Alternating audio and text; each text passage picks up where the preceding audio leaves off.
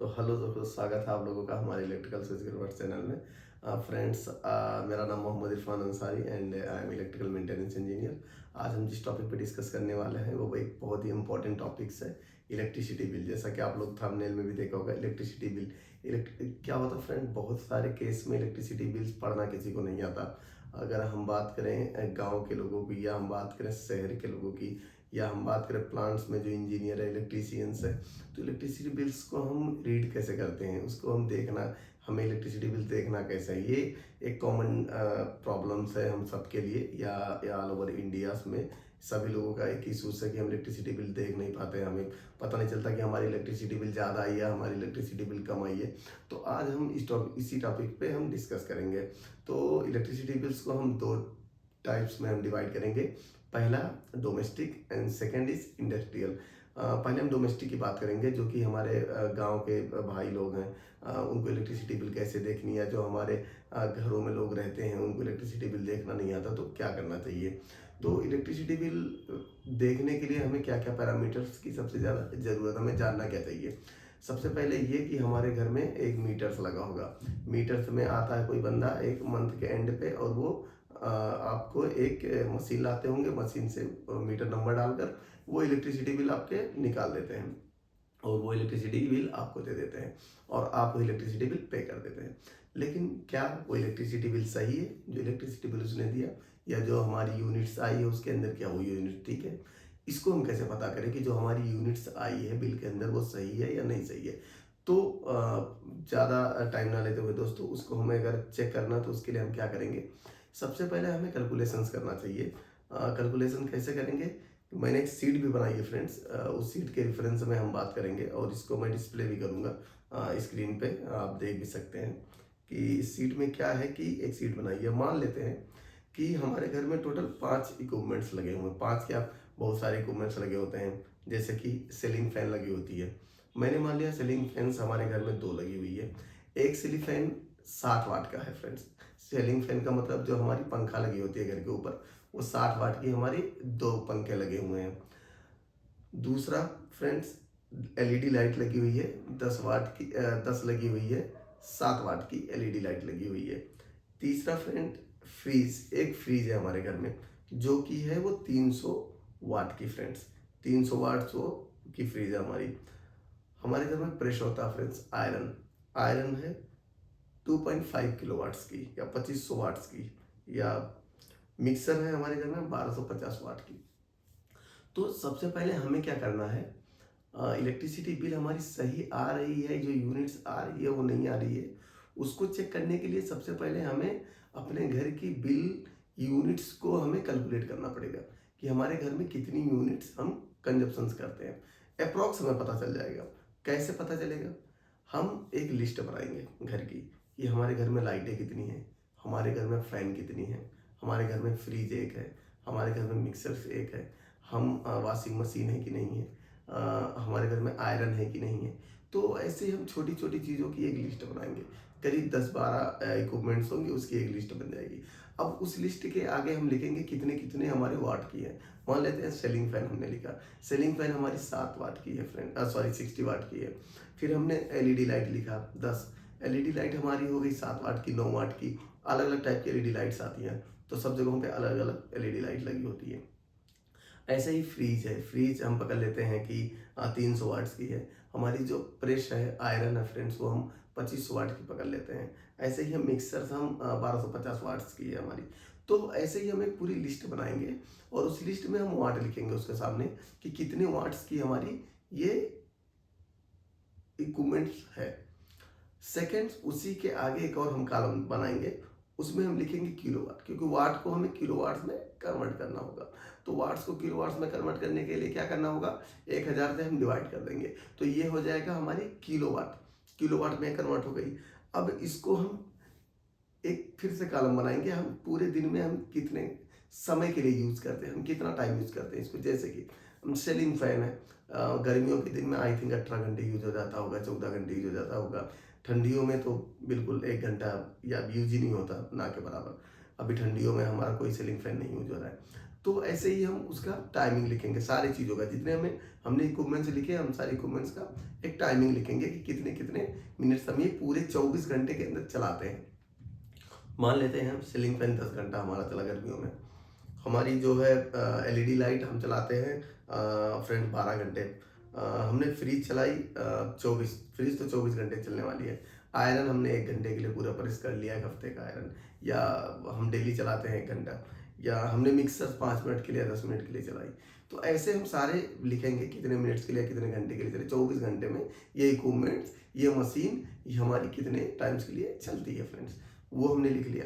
अब इन दोनों को हम मल्टीप्लाई कर देंगे, मतलब जो हमारी किलोवाट थी और कितने घंटे के लिए चाहिए, इन दोनों को हम मल्टीप्लाई करेंगे तो एक वैल्यू आएगी, एक वैल्यू आएगी, जैसे कि आपको दिख रहा होगा ये वैल्यू आएगी फ्रेंड्स। इस वैल्यू में जो आपकी ये वैल्यू आ रही है, इस वैल्यू में हमें क्या करना है कि यूनिट्स दिया होता है, ये हमारी यूनिट्स निकल गई कि हमने इतने घंटे के लिए ये चीज चलाई। अब क्या है कि बिल्स के अंदर यूनिट आती है, आप देखते होंगे फ्रेंड्स, ये तो हमारी पता चल गई हमारी यूनिट कितनी आई, मतलब कि हमने, मैं एग्जांपल लेता हूँ, सेलिंग फैन हमने दो पकड़ा 60 वाट की फ्रेंड्स, किलोवाट हो गया 0.12, हावर्स हो गया 10 घंटे के लिए, एंड किलोवाट हावर्स हो जाएगा 1.2 किलोवाट आवर्स। और अगर हम इसको 1.2 किलोवाट्स, हमारी यूनिट रेट लिखी होती है बिल के अंदर फ्रेंड, जो भी बिल आती है उसमें यूनिट रेट लिखा होता है, वो यूनिट रेट हम कर लेते हैं 8 रुपया है, तो 9.6 के करीब हो गया, इसको हम 30 से मल्टीप्लाई कर देंगे तो 2.88। तो ऐसे करके जितने भी हमारी होंगी ऐसे हम सब का कैलकुलेट कर लेंगे, तो कैलकुलेशंस में हमें एक यूनिट्स हमारी पता चल जाएगी कि हमने एक मंथ में इतनी यूनिट हम कंजप्शंस करते हैं, तो हमारी जो बिल आएगी वो करीब 1500, 1600, 1800, जो भी उस यूनिट के अकॉर्डिंग आप जो यूनिट रेट दिया होगा बिल में, वो उससे मल्टीप्लाई करेंगे तो निकल जाएगा। लेकिन आपके पास यूनिट आ जाएगी कि यूनिट मेरी 50 यूनिट, 11 यूनिट, 12 यूनिट, 13 यूनिट, जो भी है 14 यूनिट महीने का, ये हम ये यूज़ करते हैं, और उसी से मल्टीप्लाई करोगे जो यूनिट रेट आता है बिल में, तो वो आपकी वो बिल की अमाउंट निकल जाएगा कि ये हमारी बिल की अमाउंट अप्रॉक्स इतना आना चाहिए। उससे आपको पता चल जाएगा कि आपने जो इलेक्ट्रिसिटी बिल्स आपकी आई है वो बराबर है कि उसमें, ये तो यूनिट रेट हो गई फ्रेंड्स, वो तो जो आपने कंजप्शंस किया वो आपको पता चल गया। लेकिन उसमें गवर्नमेंट्स की तरफ से फिक्स चार्जेस भी होते हैं, आप यूज करो या इलेक्ट्रिसिटी ना यूज करो, वो चार्जेस आपको देने होंगे। कुल फ्यूल चार्जेस होती है, कुछ कस्टमर केयर चार्जेस होती हैं, तो ये सारा चार्जेस लेकर और हम उसमें 100 रुपये इंक्रीमेंट कर लेते हैं, तो जो भी आपका अमाउंट होगा उसमें 100 रुपये और ऐड हो जाएगा। तो कहने का मतलब फ्रेंड्स मेरा ये है कि जो हमारी यूनिट होती है, बहुत लोग बोलते हैं यार यूनिट्स क्या होती है, बिल में यूनिट क्या होती है। यूनिट का मतलब ये होता है कि हमने 1 घंटे के अंदर इस इक्विपमेंट्स को इतने यूनिट्स हमने कंजप्शन किया, ये होती है हमारी यूनिट्स फ्रेंड्स, ये 1 घंटे के लिए हो गई यूनिट्स। ऐसे ही हम जब 1 घंटे के लिए हमारी निकल जाएगी या 24 घंटे में हम जब निकाल लेंगे, तो हम ऐसे ही पूरे मंथली का यूनिट्स निकाल लेते हैं कि 1 घंटे में हमने अगर इतनी KWH, किलो वाट हावर्स, मतलब किलो वाट हावर्स, मतलब 1 घंटे में हमने कितनी एनर्जी को कंज्यूम्स किया। जैसे कि हम पीते हैं 1 घंटे में हमने 1 लीटर पानी पिया, तो हमें, मुझे पता है कि 1 लीटर मैंने पानी पिया है, लेकिन अगर इसकी हम कैलकुलेशन करें तो 1 घंटे में मैंने 1 लीटर पानी पिया, 24 घंटे में हो सकता है कि मैं अगर हर घंटे 1 लीटर पानी पीता हूँ तो 24 घंटे में 24 लीटर, बट पॉसिबली हो नहीं पाता, 6 लीटर 5 लीटर ही हम पीते हैं, जस्ट फॉर एग्जाम्पल्स फ्रेंड्स।